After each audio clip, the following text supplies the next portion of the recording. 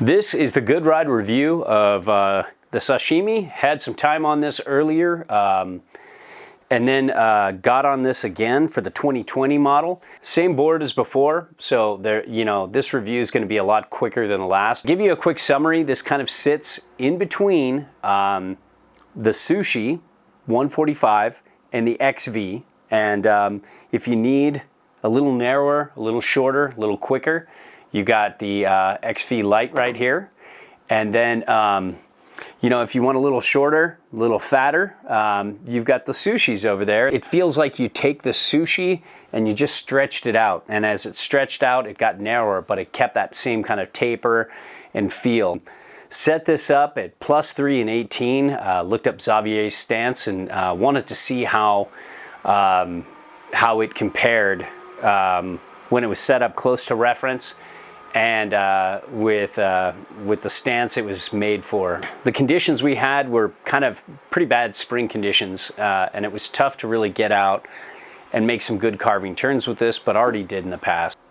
And let's get into the pop and flex. You can see here, it's got that medium stiff flex that is very easy to butter for its flex. Really surprised me on that.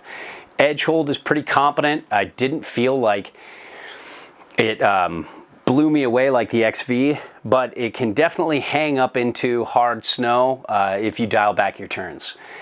Now, turn initiation, super quick. It's just so fast edge to edge.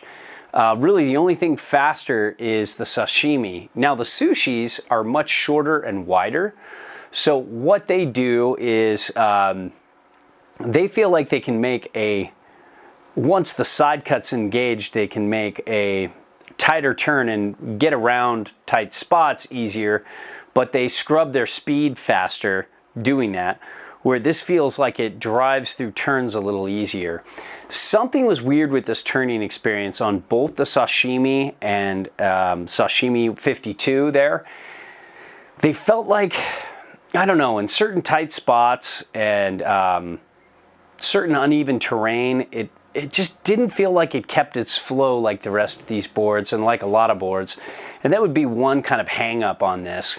But the turning experience on groomers, just laying it out on perfect groomers, and I'm referencing back earlier in the season when I was riding the, the new release, which is the same board as this.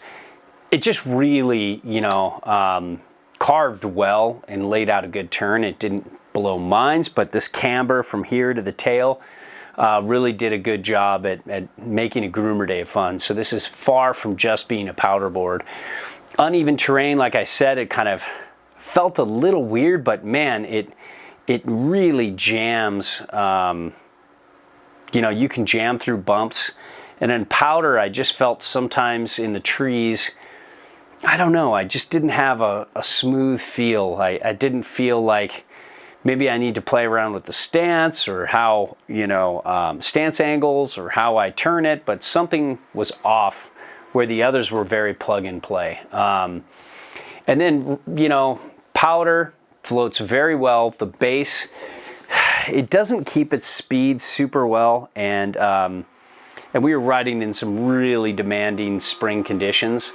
And I did not wax it, but when waxed, like I waxed the Sashimi earlier in the season, it has good speed to it, but not amazing. There are definitely a lot better bases out there, and I think that's one area where they could improve. Overall, this is just a nice in-betweener. If you want to just go full Xavier here and just, have your XV as your daily free ride driver, your power board, have something for kind of in the middle, and then have your Sushi as the short fatty, this could work. So there you have it.